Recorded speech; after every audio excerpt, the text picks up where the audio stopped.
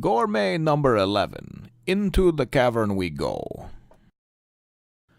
Well, hello, my brothers and sisters of the Nerd Nation. I, as always, am Jim, here to bring you another review on the appetite-inducing Toriko. The last chapter saw us with, of course, being able to see a little bit about Coco and his powers. One of the things about him is that it seems like he can secrete some kind of venom or poison from his actual body, and is able to, to get those Scorpion Roaches to go away. So, or it's at least to back off. So the chapter had ended off with that happening, and him kind of jumping down in the midst of the nest of them and saying, "Hey, stay close behind."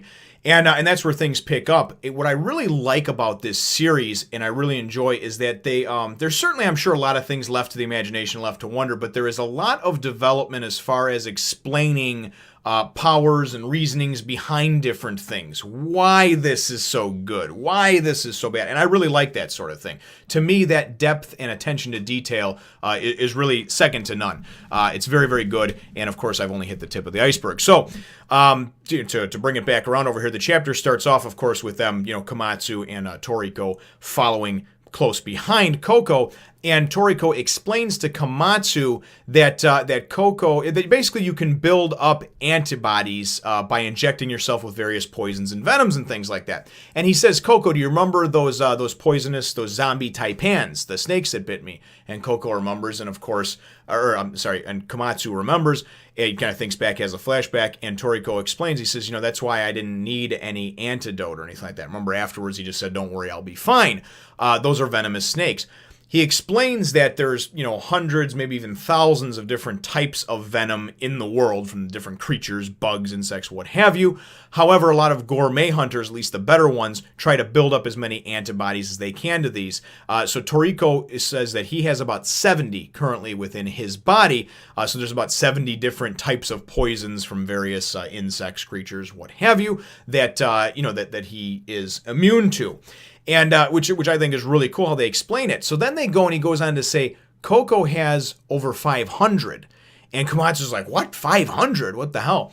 And that's part of the reason that we find out that he lives in seclusion, in Fortune City, as this kind of fortune teller and whatnot. And that's why he's wrapped pretty much from head to toe and stuff. His body, not only it's now has so much poisons within it that he's venomous. He's venomous to the touch. He is just a venomous human being, and secretes like a poison from his body. So that's of course why the Scorpion Roaches backed off, because oh shit, this guy's not someone I want to mess with.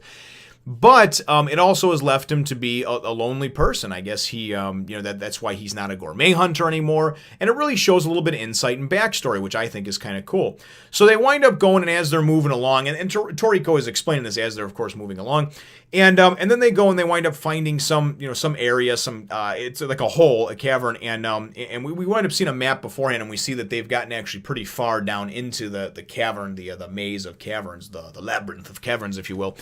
And we see Coco go, and he bends down over this hole, and he goes, "Yeah, about 100 meters down from here, and we should be good from there, or should be getting close at that point." So Toriko goes and ties off this rope. It looks almost like a thin wire, and Komatsu's like, "Is that even going to hold us?" And he says, "Yeah, it's this high tensile strength carbon fiber. It could hold 100 people, blah, blah, blah." So, he goes, "Get on to me and hold on tight." And Komatsu goes and jumps on Coco's back, and he says, "No, I'm going to go with Coco." And Coco's like, "Whoa, no, Komatsu, the poison, And Komatsu is just trying to be a kind heart. He realizes that because of Coco's deal with all this poisons being in his body, that probably nobody can ever really get close to him. He probably can never be intimate with a woman because he would poison her. I'm assuming, those type of things. So just in general, just human touch is not something that he, really experiences anymore, whether it be a hug or just somebody holding on to him. So he's really just trying to be cool and kind of be friendly, with Coco and make him feel good, And this is something that he recognizes. So as they're going and they're climbing down this 100-meter, which is, roughly 300 feet, they're climbing down there. These fireflies are coming by.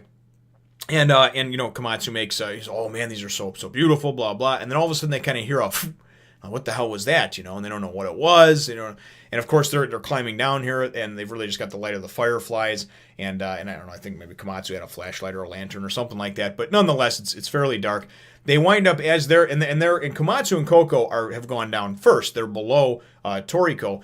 And it's comical because you wind up getting these. They're called Swallowtail Bats, right? And Coco goes and figures out that that's what this sound is, right? That he hears. And he's like, no, Toriko. And he's yelling up to us, be careful, we got to get down as quickly as we can. They're Swallowtail Bats. It shows a picture of Toriko, right? And this son of a bitch has got one in his mouth. And he's eating it. And he's like, no, I got one. Komatsu's like, are you kidding me? He's eating a raw bat? This fucking guy just eats and eats and eats, you know? And when he was telling Komatsu about the poison stuff he was eating, you know? So just cracks me up, man. I wonder how he still has this huge, massive physique and he's not like, you know, a big rotund person. So he's going and as they slide down and they get down there, Toriko goes into like this cool like predatory mode where he just starts going. Well, first he goes and he does this whole, you know, bless this bounty, you know, and thank you for this wonderful bounty, right? And then he goes into, and he just starts showing them, and it shows like just different, his head everywhere, and he's grabbing these things and eating them. And then he goes and he's like, fork! And he does a fork, and he goes and skewers like 4 or 5 of them, you know, and just starts eating them. And Komatsu's like, oh yeah, bat kebab, you know, a raw bat kebab. Toriko, you never stop eating. And I just thought it was funny. I'm sure this is probably a staple, and this is his thing, you know, in the series. But to me, being new to the series, only being, you know, whatever, 11, 12 chapters in now, this is it's certainly very, very funny. And the way it's portrayed, I think, is very, very funny. So we wind up getting, you know, some, it's just, you know, a little bit of the bats. There's more bats come flying at him or whatever. And Coco goes and pulls off his glove and is able to go and kind of use some poison stuff at him over here. And it winds up, you know, working out well. It deters the bats.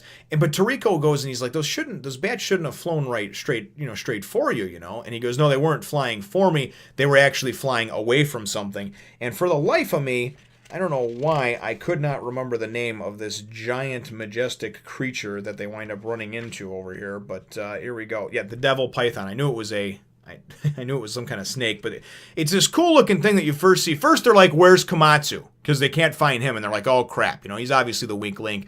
They're looking around for him. Then all of a sudden you go and you kind of see the back of this giant-looking creature, and it just looks like it's got this long Medusa-like sort of hair or whatever, you know, and maybe that's where the whole thing comes in. And then they actually show us a picture of it, you know, capture level 21, which I know, and I read the comments and stuff, I understand that compared to where it is now in the series, you know, that isn't shit. But to me, that's double digits, that's low 20s, and he just looks pretty cool, pretty just sickeningly menacing, you know?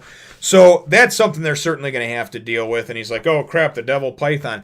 As this happens and the chapter goes and wraps up, and you could have seen it on the page over there too, there's another person down there, another gourmet hunter we presume, and he has Komatsu and he's got his hand over his mouth and he's like, don't worry friend, it'll be over soon, and he's kind of taken off with him or whatever.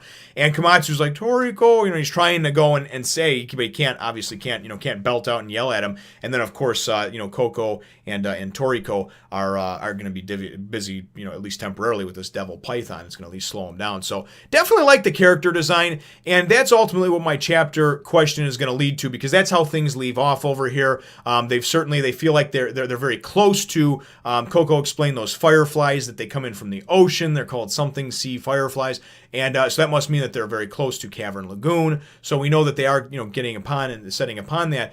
But ultimately, what do you think of a character design such as like the devil python, or even I guess just some of the character designs for some of these creatures in general? I personally think they're pretty cool. I think they're thoughtful, intuitive, inventive, and I really think that there's a lot of thought, time, and effort that goes into them, especially like with the whole puffer whale diagram and about this meat does this and this can be used for that. There's a lot of thought that goes into this. It's not just like, okay, I'm going to go and make a snake that's got a pig's face on it, you know. There's really these amalgamations of characters.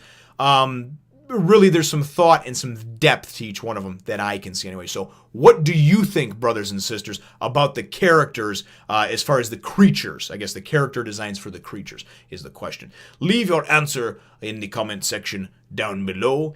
Feel free to hit the thumbs up, the like button if you should think that I deserve it, and subscribe if you have not done so already. We look forward to catching all of you hungry bastards in the next one, nation. Hit the subscribe button, and then go get something to eat. You think I'm kidding? I am not kidding.